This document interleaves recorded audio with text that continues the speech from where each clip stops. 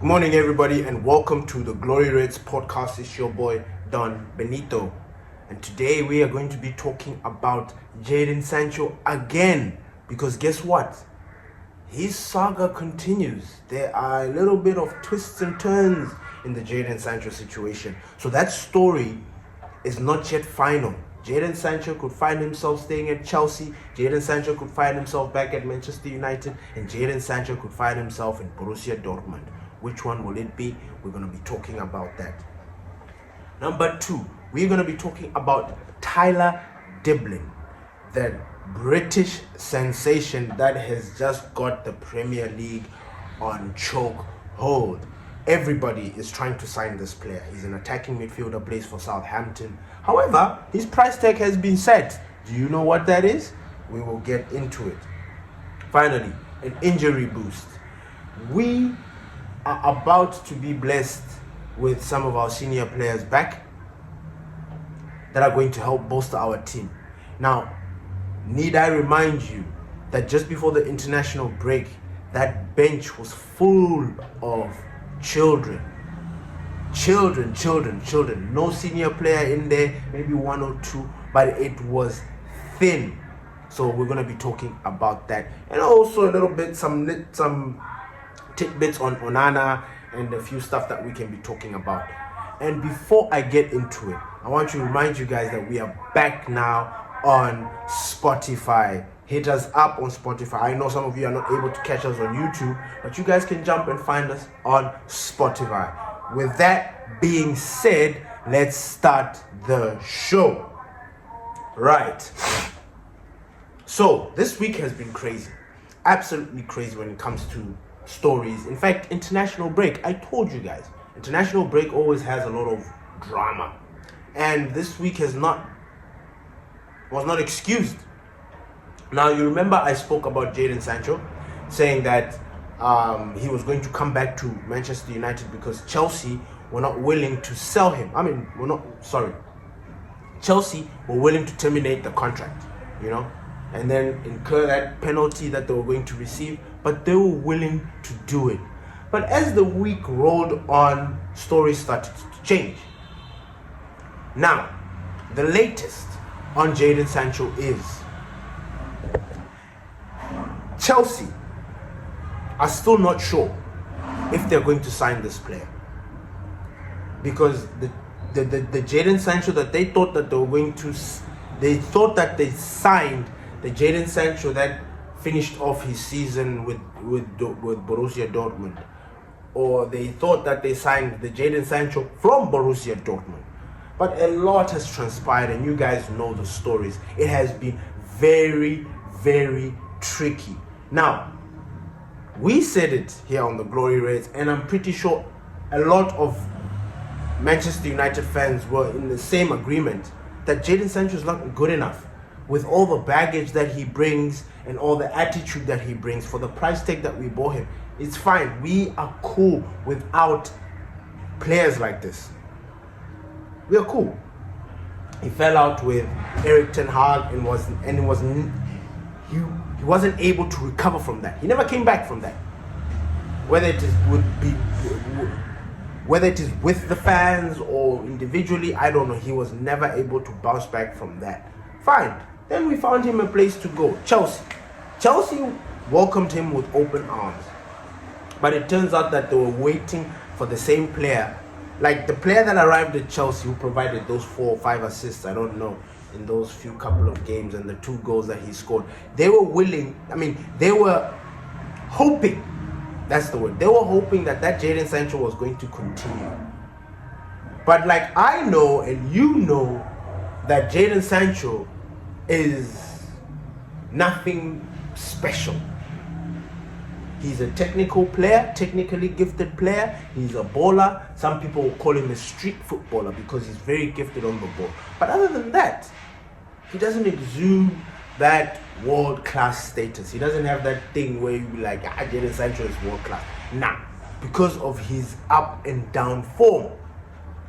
Now, it has been revealed that Jason Sancho himself has submitted a transfer request. it seems that Jaden Sancho wants to leave Chelsea. But before that happens, Chelsea are going to have to sign him. They're going to have to buy him. Because as it stands, Chelsea are going to buy... They have Jaden Sancho on loan with an obligation to buy. And I think his price tag is going to be around 25 million or something like that. So already that, plus his wages, everything, Chelsea are going to take that. But if Chelsea decide to renege their deal, it means they will pay a 5 or 6 million pound fine, and then this guy will come back to us, and then it is what it is. Whether he's going to bench, whether he's going to play nice with Ruben Amorim, I don't know what's going to happen. But he submitted a request to Borussia Dortmund. Now, Borussia Dortmund and Jaden Sancho is like the love story that was created, I don't know when. That Jaden Sancho loves the club loves him. However, this time around, things are different. Because if you look at Borussia Dortmund are always having young, talented players coming through their ranks. Whether it is from the academy, whether it is from other teams that have fallen out with other teams, and these players are looking for a place a team to go and play football and express themselves. Borussia Dortmund is the place for you. Now, unfortunately for Jaden Sancho this season, they are stacked up for wingers. They are stacked up for wingers up until the next season. They don't need him. And he has submitted a transfer request. Why would you do that? Now, people at Chelsea will be like, we don't really like this kind of attitude. You know, you're not happy. You came in here seeking freedom, but now here you are unhappy and seeking a move away. Why are you wasting our time? Why are you wasting our time? Those are the things that are going to be going through the Chelsea. That they're going to be frustrated with it. And then on top of that, you're not performing on the pitch. Like, can you make that make sense? So this Jaden Sancho situation is very juicy because I don't know where this player is going to be. Somehow I have this weird, strange feeling because I know how the transfer market works. Anything can go. I wouldn't be surprised if Jaden Sancho came back to Manchester United. Now the $1 million question is, does he fit into the Ruben Amorim system? I would say yes, he does. Does he have the attitude and the mental fortitude to come there and be a Manchester United player? Stop this whining and bitching that they used to do back in the days. Everything is a problem. A manager says this, you take it out of context, you want to cry. Are we going to have that? Because if we're going to have that, I'm sorry, you can stay where you are. Jaden Sancho, I'm sorry, is a problem. He was a problem from that moment he decided to go lockerheads with Erik ten Hag. And for me, I've never been able to get over that. As a former player myself, I don't like, not that I don't like, but I hate seeing players take a piss at authority, especially if you have not done much to contribute to the journey. You know what I'm saying? So I'm a little bit annoyed by that. But again, what are we going to do with Jaden Sancho? This guy has been an expensive problem that we've not been able to get rid of. It is remarkable how this kid can sit there, be given game time by Maresca, be encouraged, be whatever he wants to. Because remember, he wanted to play for the Blues. You know how these players behave every time they sign for a new team. Yeah, I've always wanted to. He went out there and said, I always wanted to be a... So he's there. Then why are you not performing? You literally went to Chelsea to prove everyone right. We knew you were not all that. We knew. But you were ours, you know? Like, you belonged to us. We were going to praise you for the little that you were going to do at Manchester United. For as long as you were going to show heart, passion, grit, like that hunger to fight and wear that badge. Man, there is nothing that pleases the fans more than a player that shows the fans that, look, I'm playing for you. I will die for you. I will sweat for you. I'll do everything for you. There's nothing more enjoyable to watch than that. Now he's going to come back to Manchester United with this attitude that he's got from London. Nah, Nah, I think we're good. But again, this Jaden Sancho story, I just need to let you know that it is not over. A lot is going to happen with this story. Keep an eye out for you.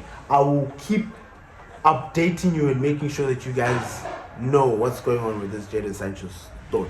But if he stays at Manchester United, it's really going to be interesting to see how things will unfold. Because I can't tell you. If this guy comes back to Manchester United, I'm not going to sit here and say I'm going to be happy. No, I'm not. Because I already know the attitude that he's going to bring. My worry is he's going to come and destabilize the team. Maybe we want to buy a winger.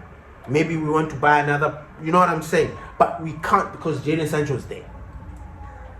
I know that's a little bit extreme, but like, stay away. Bye.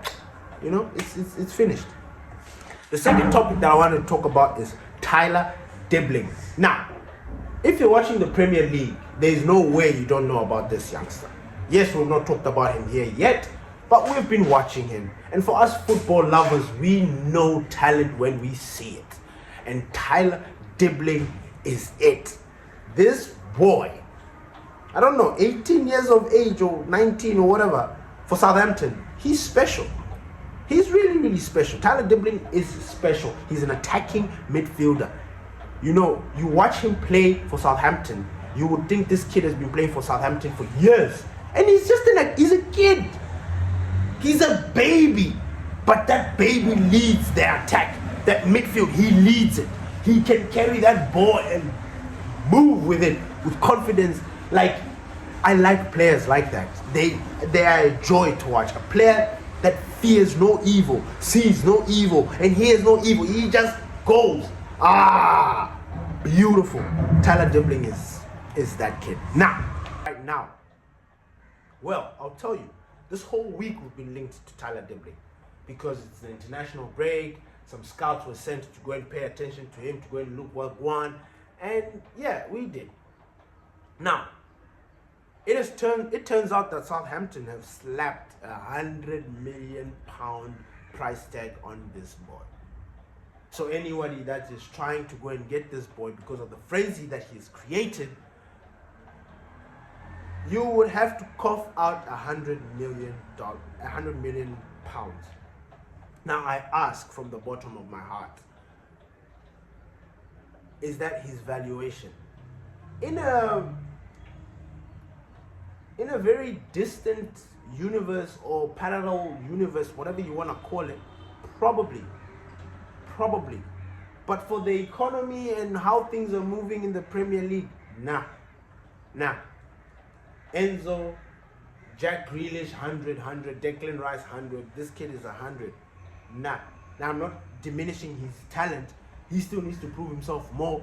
And Southampton are really taking a piss thinking that somebody's going to pay that much. Maybe they will. But there's always going to be that team or that one club that finally makes the decision to make the purchase under some certain guidelines and rules and blah, blah, blah. Then the player goes.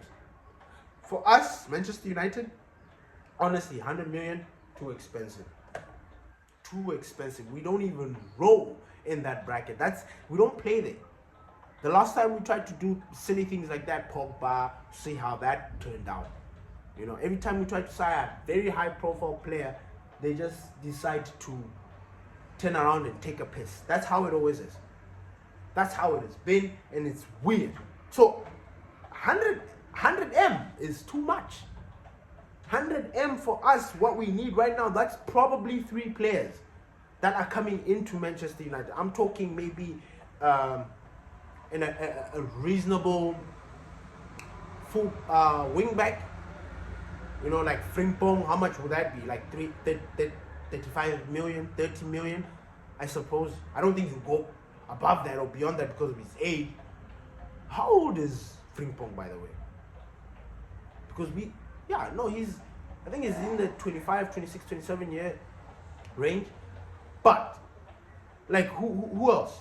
And then we have to add another midfielder because I am not convinced with our midfield. We keep on having injury situations, so we need to add. And then maybe add a winger or striker. You see, so with that 100 million, we can literally get three players. We want to bring one attacking midfielder in that kid. It's not yet the time. It's not yet the time. Now, this Tyler Dibbling kid, I must say this, because if we don't inquire or try to get this kid out, he is definitely leaving Southampton this season. Like 100% he's leaving this season, because he has done so much, and Southampton are about to be relegated or will be relegated, so they'll go back. But in order for them to want to come back or to bring new players, that 100 million actually works in their favor. Because if they can sell Tyler Dibbling for 100, then they can buy 3 or 4 players with that 100 million, bolster their team, and come back to the Premier League again. Well, fight to come back to the Premier League again. So maybe that's what they're thinking. Maybe that's their train of thought. I don't know. But this Tyler Dibbling situation is crazy because he's coveted by everyone. Tottenham, Arsenal, Chelsea, everybody's checking this guy out. Everybody's sending scouts to go and watch him, to go and make sure to be like, does he really have that sauce? Tick. Because he does have that sauce. You know, he has that, yes, he has that. Injury boost. Now, this is by far the most happiest topic that I'm going to be talking about today, because, and again, I'm not taking a piss at the guys that have been doing the business while everybody else has been injured and out. I'm not, because those guys have managed to stabilize the boat, the ship, whatever you want to call it, but we have been able to survive. We have walked through the valley of the shadow of death, and we have come out on the other side strong. Now, that's the shout out that I'm giving to the guys that were there. I'm talking about that bench that was full of Harry Amas, the 2 young goalkeepers, Kobe, Obi Chido, Obi, who else? Aiden Heaven, who else? You know, that bench that was full of kids, and we thank them from the bottom of our heart for being there. We thank them because we at least now have some of our players back. We're talking Ruben Mainoo is coming back. At least we're gonna be having somebody in the middle of the park to help. Bruno Fernandes and Manuel Ugarte, aka our cleaner, the cleaner, because he tidies everything up. You know what I'm saying? The cleaner. You know, so we at least need Ruben Mainoo. Ruben Mainoo, Ugarte, Bruno gets deployed up top, be it with Zexi or Garnacho, it doesn't matter. But Bruno needs to be up top because right now he's on red hot form, and if we push him further up the pitch, it might just create disaster for other people. You know, so it's good. It's good. I'm happy. Yoro could be coming back. That's also another good addition. My favorite defender. I like Yoro. I do. And I know a lot of people don't see it just yet, but I am happy and confident to say that I'm happy to have Yoro and Aiden. You know, this is even excluding Dibbling, who, by the way, salute. You know, like, I love Dibbling. I'm happy with our defenders. I'm happy with everybody else. Like, I'm happy with my team. Yes, it can be bolstered. Yes, it needs some tweaking here and there, but it's good. Everybody else there that's playing is doing their business and fighting to, you know. So I'm really, really happy about that. Ahmad, we spoke about it in the other episode that Ahmad teased us a little bit, and that is very good news, because Ahmad is by far the clutch player we have been missing. I think it is evident. You look at all the games we have played without Ahmad, they have, number one, lacked a certain level of entertainment. 2, we lacked being a threat. In the final third, we've got players that are just fooling around and not taking this job seriously. And we know that Ahmad, when he's there, like you guys, you know, when Ahmad is playing in that 10 position next to Zexi, behind the striker, or even as a wing back. But as a wing back, we are giving him too much job. He runs up and down. We don't want to wear him down. We need to really put some defensive cover there so that Ahmad can focus on terrorizing people. That's all we want him to do. We want him to drive head on, attack that defender that thinks he can attack, like thinks he can stop him. Drive him to the line, put a cross in. There's always going to be somebody there. There's always going to be somebody there. And especially with Ahmad. Ahmad moves with the ball in a very different way. He moves the ball with a certain je ne sais quoi. You know what I'm saying? Man, Ahmad, we've missed him. Now, I don't know if he's going to be back as soon as Mainoo and the other guys who have not had serious injuries compared to him, but at least he's back. You know, that is a big boost. He's back. Maguire, another big boost. I'm not particularly sure about Harry Maguire. I won't lie. But I did hear that he's there.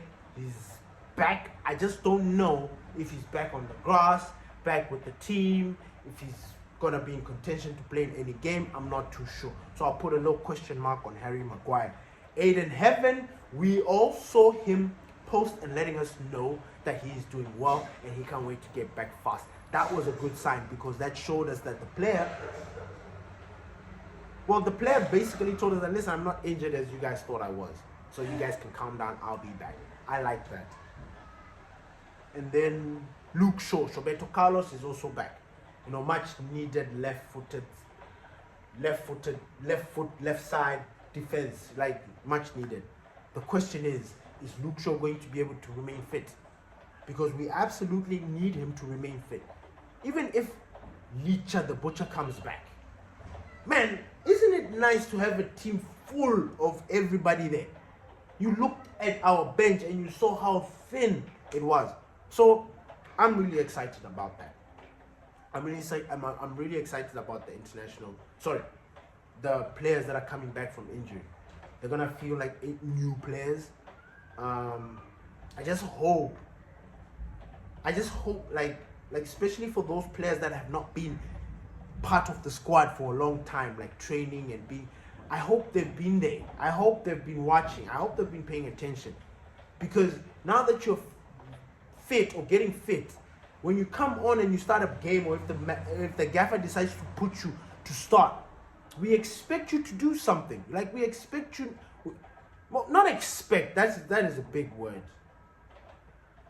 Basically what I'm trying to say is we don't want a situation where a player hasn't been involved with the group for a very long time. He comes back fit, we put him in, he's clueless. That makes no sense. That absolutely makes no sense to me. Why put him in if he's going to be clueless? Who else is not clueless that's on the bench that could have been playing that position? So with that, I'm happy.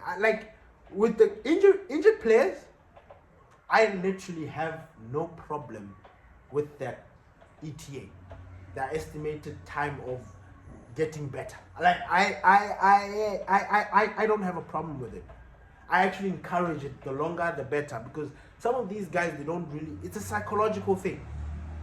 Injuries, it's a psychological thing. You are injured on your ankle, but you need to prep here. This here needs to be like very strong in order for that to heal either faster, quicker, or to not stop you from ever using, because there's some times where you can get injured and then never ever want to get injured like that ever again, and then you just somehow mess with your brain that can sort of take you off your game, and then it's a long story. But yes, the injury boost, that one is a big one for me. I'm very excited about it because we have needed it. And again, when you look at the games that we're going to play, I think the next game after the international break is against Nottingham Forest. Nottingham Forest are flying, but I can't help but feel in my heart, like the first leg when they beat us, yes, they beat us, but I'm not going to sit here and be like, Nottingham Forest is a big team. Nah. You know, like how Pastor D does not like Leicester?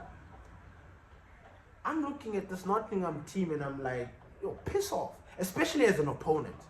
You know? I don't mean it as them as a collective. No, they've been amazing. Nuno Espirito Santo has been doing the business when it comes to Nottingham Forest. I'm happy to see outcasts there shining. You look at Hudson Odoi, you look at Elanga. Elanga is a completely different beast. He was our player. Now, at the time when he was at Manchester United, we had wingers. We had Rashford firing on all cylinders. We had Garnacho firing this side. We had Ahmad this side. We had Sancho this side. We had Anthony this side. Where does Elanga fit into this lineup? Where? Nothing. So this guy decides, listen, I'm out. I'm leaving. Goes Nottingham Forest, becomes an absolute beast. He is unbelievable now. He looks faster. He looks like, I know this might sound corny or something, but Elanga has really evolved. As a player, oh my God, if there's one transformation people are sleeping on, it's Elanga. Elanga is on fire. He scored a goal. I don't know which game it was. It should be the Ipswich game, but I think the game was 4-2. They ended 4-2. Go and look at Elanga's goal. He scored 2 that day. Go and look at the goal he scored with his left. The goal he scored with his left. Go and see that. Anthony Elanga is a right-footed player. He's right-footed. When he was at United, he was playing on the left, using that right to cut in. Didn't like to play on the right. At Nottingham Forest, he's playing left and right. Go and check that goal. Unbelievable. He's literally moving on the right with his left. Did you catch that? He's moving on the right with his left. Controlling and moving with the ball on his left as if he's ambidextrous. And he's not. Maybe he is. Maybe he got struck by lightning and then boom, all of a sudden he can use both feet. That goal was... When I saw that goal, I said, this player is a different fucking player. He's taking off, and I wouldn't be surprised if he left Nottingham Forest, go somewhere else bigger, like another team. I won't be surprised. That goal was amazing. With his left, watch it. He takes the ball from almost halfway. Oh, he receives it right in the middle of the park there, and he takes the ball and he drives it. But he's using his left and he scores with his left. Very beautiful goal. Let me not jump too much into it. Now there's this last tidbits that we want to talk about. Andre Onana. Now I know I didn't mention it in my introduction, but there's a story. Well, stories have been floating around, and like I said, the international break is one of those situations where a lot of stories come out. So it just depends on which one you filter out, whatever rocks your boat. Now, in the beginning of the week or beginning of the international break, there was a rumor that Ruben Amorim is looking to change the goalkeeper, Onana. Now, obviously, when that story came out, in my mind, I'm like, listen, let it develop. You know what I'm saying? Let it develop. That's how we let it develop, because if I jumped in, Amorim is trying to get rid of Onana. Onana out, Onana. If I did that day, I found out. Then the next thing I'm coming to you guys and say, well, Onana said he's not leaving. Well, he insisted that if the club tell him to bounce, then that's when he'll bounce.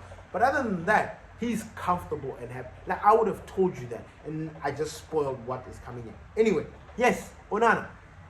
We wanted to bring in another goalkeeper. They didn't say who. And obviously, I looked at that story with a little bit of skepticism, because I'm like, look, I get that we need to get rid of Onana, but he's not the priority. Like, honestly, the goalkeeper situation, we can deal with it. Honestly.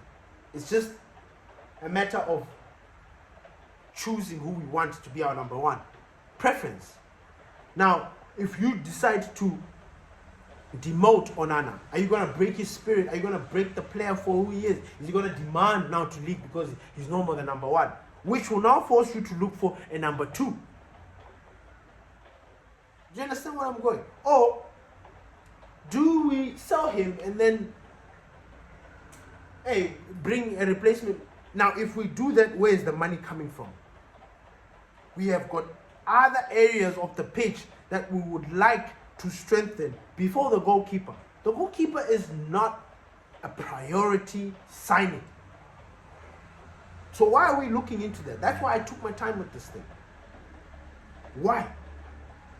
Ineos are coming to us telling us that there's no money. We will be broke by Christmas or whatever. They keep telling us that. So why would they be willing to spend money on Onana, like getting rid of Onana? Because basically what's going to happen is that we're going to sell him. Or if we sell him, if we find a buyer, either we're going to terminate his contract. Like, how are they thinking of doing this deal? That's my question. That's my question. Now, again, we can still solve the situation because I think a lot of Manchester United fans have seen what Altay Bendi can do. In the beginning, yes, there was skepticism. We were not sure. But as the times rolled on, we saw what Altay can do. And honestly, just because we've not given him enough time, Altay Bendi has shown us more of his goalkeeping attributes compared to Onana. Onana, we know what he can do, yes. When he was bought as a ball-playing goalkeeper. A goalkeeper that's good with his feet. You know what I'm saying? You're going to be like, what? Yeah, we're looking for a ball-playing goalkeeper. Because Erik ten Hag, which, by the way, this is the one thing that I just absolutely did not agree with him. I liked the manager, but this was a piss take.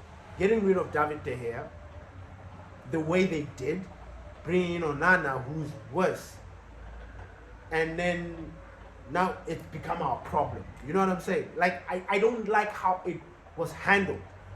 Now we are suffering, or we have to deal with the consequences of that because of the way the club was being run.